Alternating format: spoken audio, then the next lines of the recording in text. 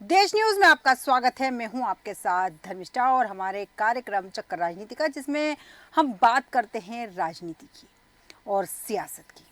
इस कार्यक्रम में आज हम आपको बताने जा रहे हैं मध्य प्रदेश की लोकसभा सीट के बारे में। दरअसल राजनीतिक दलों ने लोकसभा चुनाव की तैयारियां कर दी है, तो लोकसभा चुनाव के मद्देनजर मध्य प्रदेश की 29 लोकसभा सीटों की जानकारी के साथ इन सीटों का अब तक का सियासी इतिहास क्या रहा है, ये सभी जानकारी अपने कार्यक्रम में दिखाएंगे। और इसी क्रम में आज हम बात करेंगे सीधी लोकसभा सीट के बारे में। तो आइए सबसे पहले बताते हैं कि अभी सीधी लोकसभा क्षेत्र से सांसद कौन है। 2019 का चुनाव जीतकर भाजपा की रीति पाठक सीधी लोकसभा सीट से सांसद बनी थी और 2023 के मध्य प्रदेश विधानसभा चुनाव में प्रत्याशी बनने के बाद रीति पाठक ने सांसद पद से इस्तीफा दे दिया। इसलिए सीट से अभी कोई भी सांसद नहीं है, तो मतलब साफ है कि यह सीट अभी सांसद विहीन है। इसके बाद हम आपको बताते हैं कि सीधी लोकसभा सीट पर अब तक कब कब चुनाव हुए हैं और कौन कौन से प्रत्याशी जीते हैं, क्या रहा है सीधी लोकसभा सीट का सियासी इतिहास। सबसे पहले बात करेंगे 2019 की। 2019 में सीधी संसदीय क्षेत्र में 18,45,547 मतदाता थे और 2019 में सीधी लोकसभा सीट से भारतीय जनता पार्टी की उम्मीदवार रीति पाठक चुनाव जीती। 2019 में सीधी लोकसभा सीट से भाजपा की रीति पाठक को 6,98,342 वोट मिले और 2019 में सीधी संसदीय क्षेत्र से कांग्रेस के उम्मीदवार अजय सिंह को 2,86,524 वोटों के साथ चुनाव हारना पड़ा था। 2019 में सीधी संसदीय क्षेत्र से कांग्रेस के अजय सिंह 4,11,818 वोटों के साथ दूसरे स्थान पर रहे और 2019 में सीधी संसदीय क्षेत्र से 27 प्रत्याशी मैदान में थे। अब हम बात करेंगे 2014 की। 2014 में सीधी संसदीय क्षेत्र में 17,36,048 मतदाता थे और 2014 में सीधी लोकसभा सीट से भारतीय जनता पार्टी की उम्मीदवार रीति पाठक चुनाव जीती। 2014 में सीधी लोकसभा सीट से भाजपा की रीति पाठक को 4,75,678 वोट मिले और 2014 में सीधी संसदीय क्षेत्र से कांग्रेस के उम्मीदवार इंद्रजीत कुमार को 1,08,046 वोटों से चुनाव हारना पड़ा। 2014 में सीधी संसदीय क्षेत्र से कांग्रेस के इंद्रजीत कुमार 3,67,632 वोटों के साथ दूसरे स्थान पर है और 2014 में सीधी संसदीय क्षेत्र से कुल 15 प्रत्याशी जो थे वो मैदान में थे। अब हम बात करेंगे 2009 की। 2009 में सीधी संसदीय क्षेत्र में 13,58,291 मतदाता थे। 2009 में सीधी लोकसभा सीट से भारतीय जनता पार्टी के उम्मीदवार गोविंद प्रसाद मिश्रा चुनाव जीते। 2009 में सीधी लोकसभा सीट से भाजपा के गोविंद प्रसाद मिश्रा को 2,70,914 वोट मिले। 2009 में सीधी संसदीय क्षेत्र से कांग्रेस के उम्मीदवार इंद्रजीत कुमार को 45,740 वोटों से चुनाव हारना पड़ा।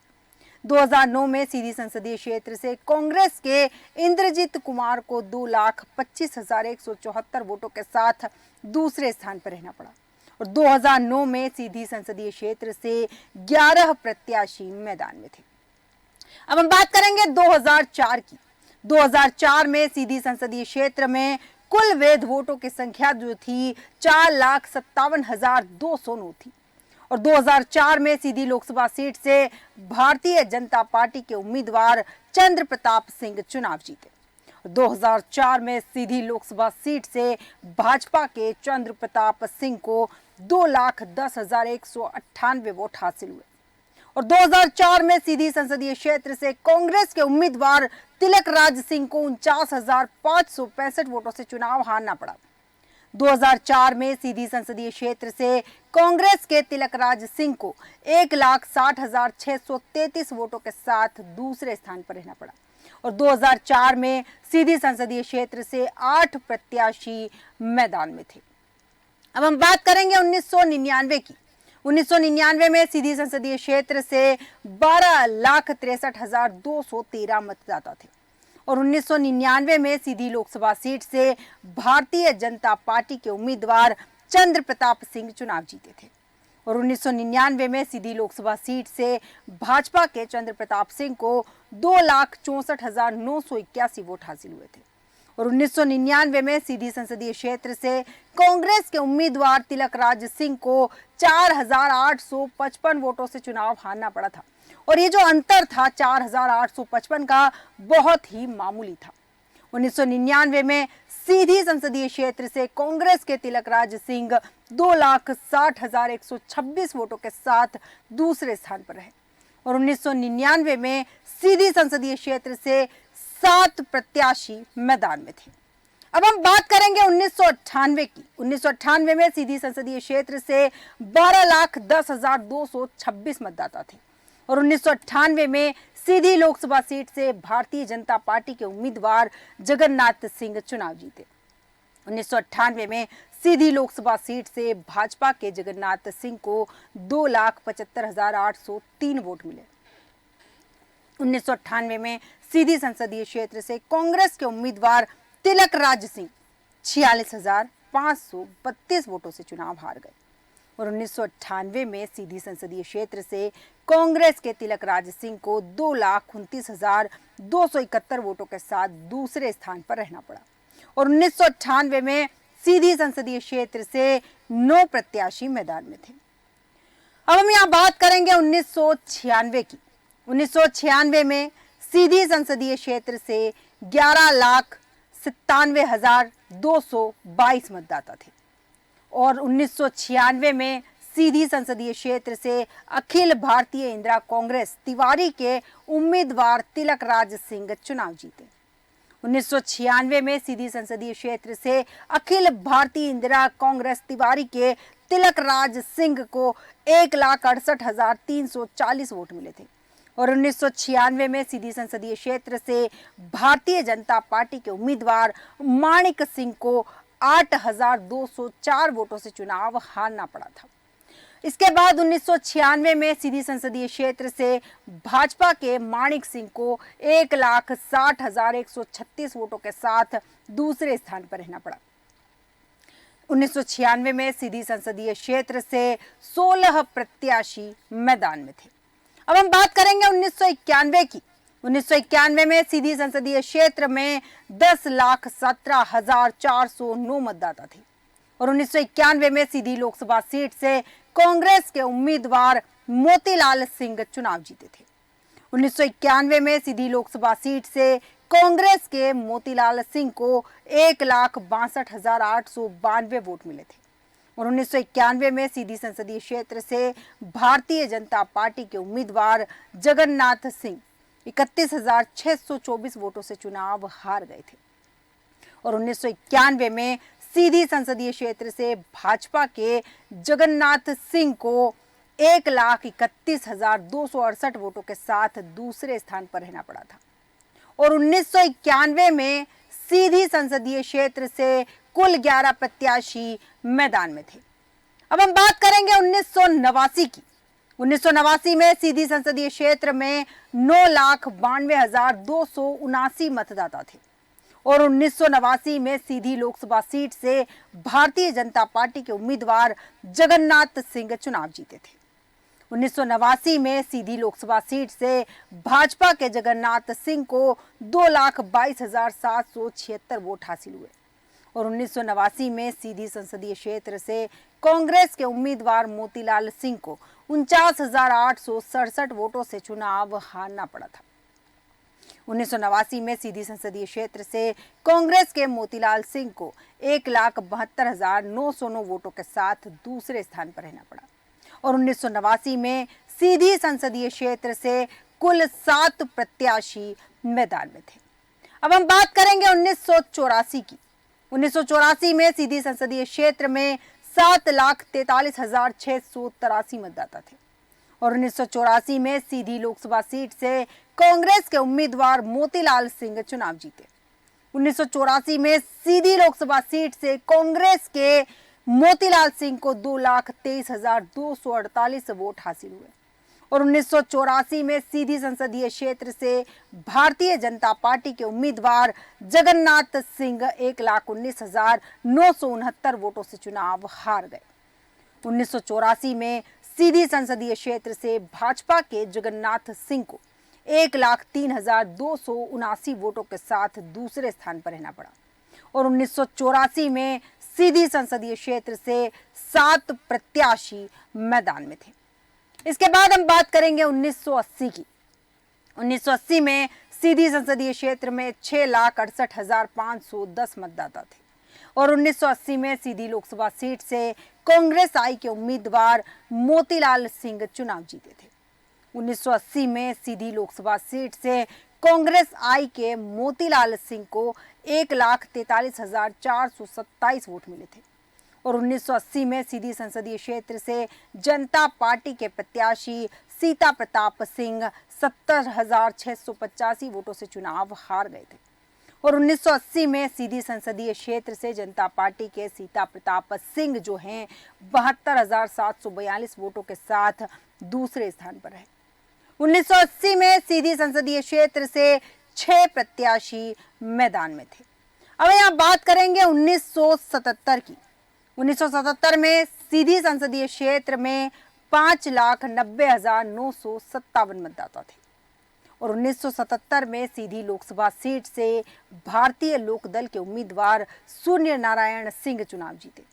1977 में सीधी लोकसभा सीट से भारतीय लोकदल के सूर्य नारायण सिंह को 1,41,968 वोट मिले थे और 1977 में सीधी संसदीय क्षेत्र से कांग्रेस के उम्मीदवार राणा बहादुर सिंह को 76,473 वोटों से चुनाव हारना पड़ा था और 1977 में सीधी संसदीय क्षेत्र से कांग्रेस के राणा बहादुर सिंह को 65,495 वोटों के साथ दूसरे स्थान पर रहना पड़ा।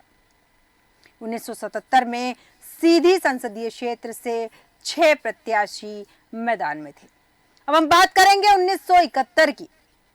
1971 में सीधी संसदीय क्षेत्र से 5,49,150 मतदाता थे और 1971 में सीधी लोकसभा सीट से निर्दलीय उम्मीदवार रण बहादुर सिंह चुनाव जीते। सीधी लोकसभा सीट से निर्दलीय चुनाव लड़े रण बहादुर सिंह को 1,58,021 वोट हासिल हुए और 1971 में सीधी संसदीय क्षेत्र से कांग्रेस के उम्मीदवार केशव प्रसाद सिंह को 1,05,404 वोटों से चुनाव हारना पड़ा।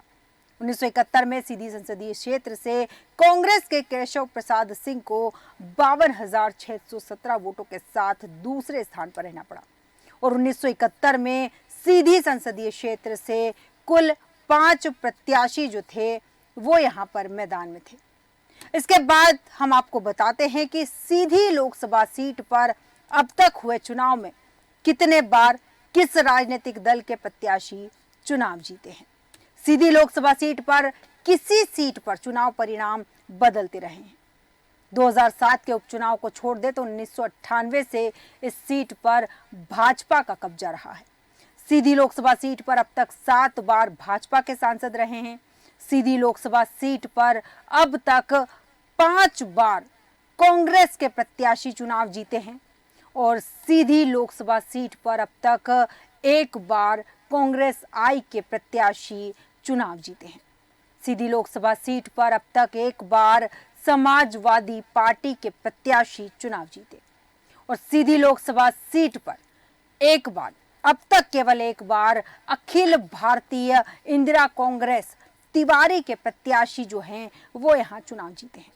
सीधी लोकसभा सीट पर अब तक 1 बार जनता पार्टी के प्रत्याशी चुनाव जीत चुके हैं और सीधी लोकसभा सीट पर अब तक 1 बार किसान मजदूर पेज पार्टी के प्रत्याशी चुनाव जीते। सीधी लोकसभा सीट पर अब तक 1 बार निर्दलीय के प्रत्याशी भी चुनाव जीत चुके हैं, यानी इस सीट पर किसी एक का कब्जा नजर नहीं आया। इसके बाद हम आपको बताते हैं कि सीधी लोकसभा क्षेत्र के अंतर्गत किन किन जिलों में कितनी विधानसभा सीटें आती है। सीधी लोकसभा क्षेत्र के अंतर्गत 3 जिलों की 8 विधानसभा सीटें आती है, जिनमें सीधी लोकसभा क्षेत्र में सीधी जिले की 4 विधानसभा सीटें, सिंगरौली जिले की 3 विधानसभा सीटें और शहडोल जिले की एक विधानसभा सीट आती है। इनमें सीधी जिले की चुरहट विधानसभा सीट, सीधी जिले की सीधी विधानसभा सीट, सीधी जिले की सिहावल विधानसभा सीट, सीधी जिले की धोनी विधानसभा सीट और साथ ही सिंगरौली जिले की चितरंगी विधानसभा सीट, सिंगरौली जिले की सिंगरौली विधानसभा सीट और सिंगरौली जिले की देवसर विधानसभा सीट और शहडोल जिले की ब्योहारी विधानसभा सीट शामिल है। अब हम आपको बताते हैं कि सीधी लोकसभा क्षेत्र के अंतर्गत आने वाली 8 विधानसभा सीटों पर किस राजनीतिक दल के विधायक हैं।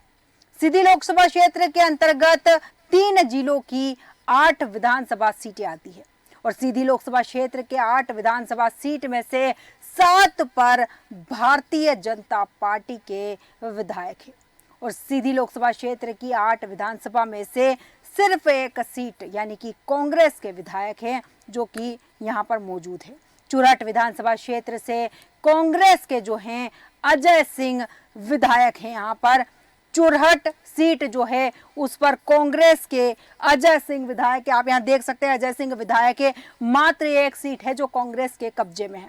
इसके बाद सीधी विधानसभा सीट पर जो है वहां पर रीति पाठक जिनकी तस्वीर यहाँ है, रीति पाठक यहाँ पर विधायक है। इसके बाद सिहावल विधानसभा सीट पर भाजपा के विश्वामित्र विधायक है।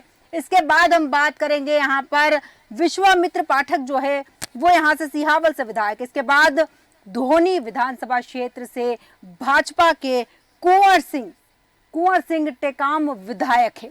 इसके बाद हम बात करेंगे चितरंगी विधानसभा सीट की। चितरंगी विधानसभा क्षेत्र से भाजपा की राधा रविंद्र सिंह विधायक है, जिनकी फोटो आप स्क्रीन पर देख सकते हैं। राधा रविंद्र सिंह विधायक है। इसके बाद सिंगरौली की बात करेंगे। सिंगरौली विधानसभा क्षेत्र से भाजपा के राम निवास शाह विधायक है, जिनकी तस्वीर आप स्क्रीन पर देख सकते हैं।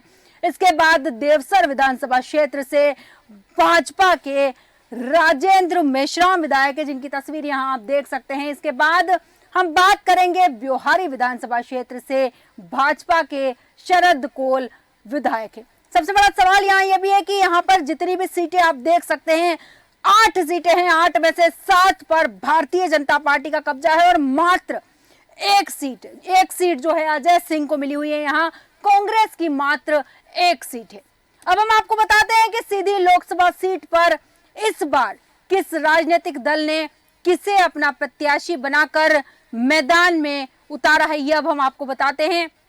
सीधी लोकसभा सीट पर 2024 के चुनाव के लिए तस्वीर साफ हो गई है, यानी कि कांग्रेस और भाजपा दोनों ने अपने प्रत्याशियों का यहां ऐलान कर दिया है।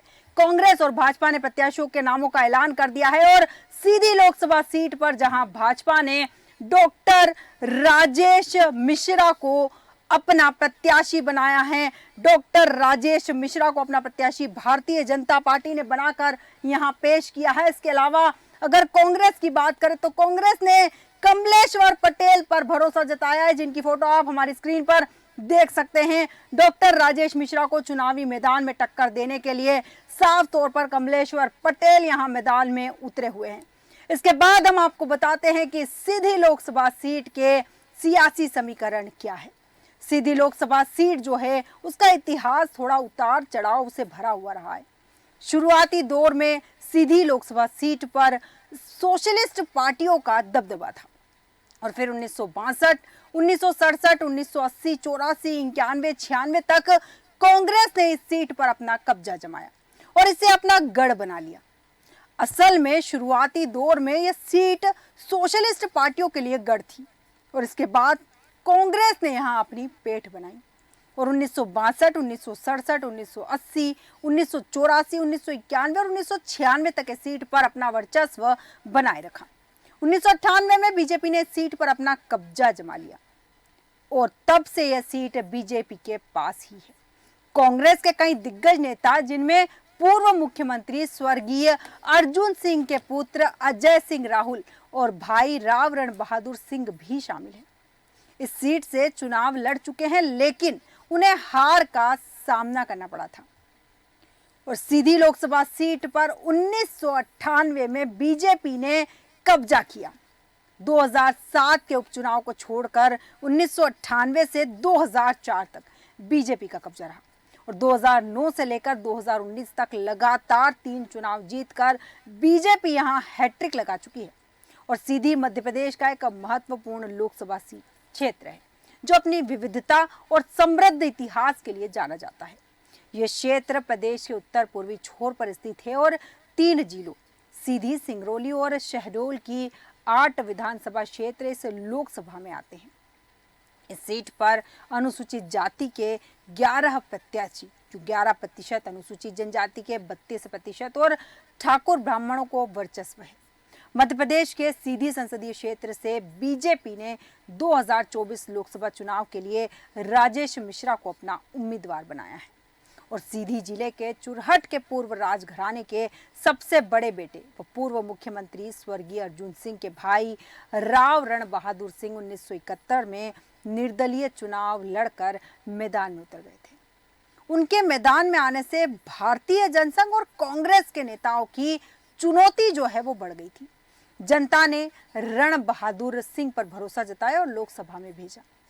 बताया जाता है कि राव रण बहादुर सिंह के चुनाव मैदान में उतरने से अर्जुन सिंह नाराज थे और निर्दलीय चुनाव जीतने पर दोनों भाइयों में सियासी मतभेद भी शुरू हो गया।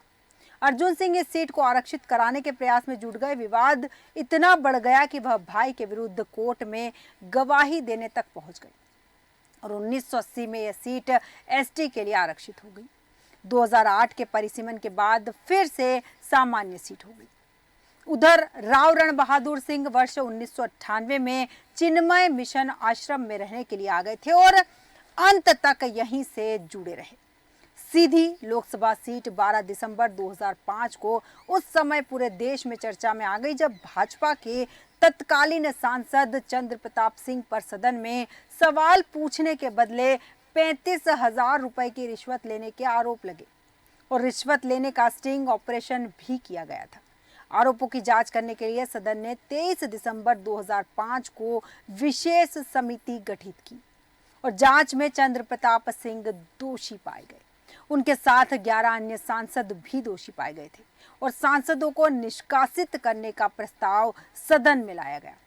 इसके बाद सांसद को निष्कासित कर दिया गया। इसके बाद 2007 में उपचुनाव हुआ और 2007 के उपचुनाव में कांग्रेस प्रत्याशी के रूप में मानिक सिंह चुनाव जीते। तत्कालीन मानव संसाधन विकास मंत्री अर्जुन सिंह की प्रतिष्ठा दांव पर लगी थी। प्रदेश में भाजपा की सरकार थी और दोनों दलों की प्रतिष्ठा दांव पर थी। भाजपा के तमाम मंत्री और विधायक सीधी में डटे रहे तो कांग्रेस ने भी पूरा जोर लगा दिया। क्षेत्र की जनता ने अर्जुन सिंह के नाम को प्राथमिकता दी और मानिक सिंह जीत गए। मानिक सिंह केवल 1500 वोटों से जीते थे और 2014 की बात है, तत्कालीन भाजपा सांसद गोविंद मिश्रा दूसरी बार लोकसभा चुनाव की तैयारी में जुटे थे और वे स्थानीय छत्रसाल स्टेडियम में कार्यकर्ताओं का सम्मेलन करने वाले थे। भाजपा ने एक दिन पहले देर शाम जिला पंचायत अध्यक्ष रही रीति पाठक को प्रत्याशी बनाए जाने की घोषणा कर दी और गोविंद मिश्रा टिकट कटने से हतबत रह गए। उनके समर्थकों में मायूसी छा गई। दरअसल रीति पाठक का नाम टिकट की दौड़ में कहीं नहीं था। रीति पाठक ने यह चुनाव जीत लिया और 2019 के लोकसभा चुनाव में कांग्रेस ने अर्जुन सिंह के पुत्र अजय सिंह राहुल को प्रत्याशी बनाया। उन्होंने अर्जुन सिंह दाऊ साहब की प्रतिष्ठा से जोड़कर वोट मांगे, लेकिन इस चुनाव में भी भाजपा जीत हासिल करने में कामयाब रही। रीति पाठक के सामने अजय सिंह राहुल 3.25 लाख मतों से पराजित हुए। अब देखना दिलचस्प होगा कि कमलेश्वर पटेल और डॉक्टर राजेश मिश्रा के बीच ये मुकाबला कैसा होने वाला है और इस बार सीधी लोकसभा क्षेत्र के मतदाता के मन में क्या है। हमारे आज के चक्कर राजनीति का कार्यक्रम में इतना ही। कल फिर एक और लोकसभा सीट के इतिहास और सियासी समीकरणों के साथ आपसे होगी मुलाकात। तब तक आप बने रहिए देश न्यूज के साथ।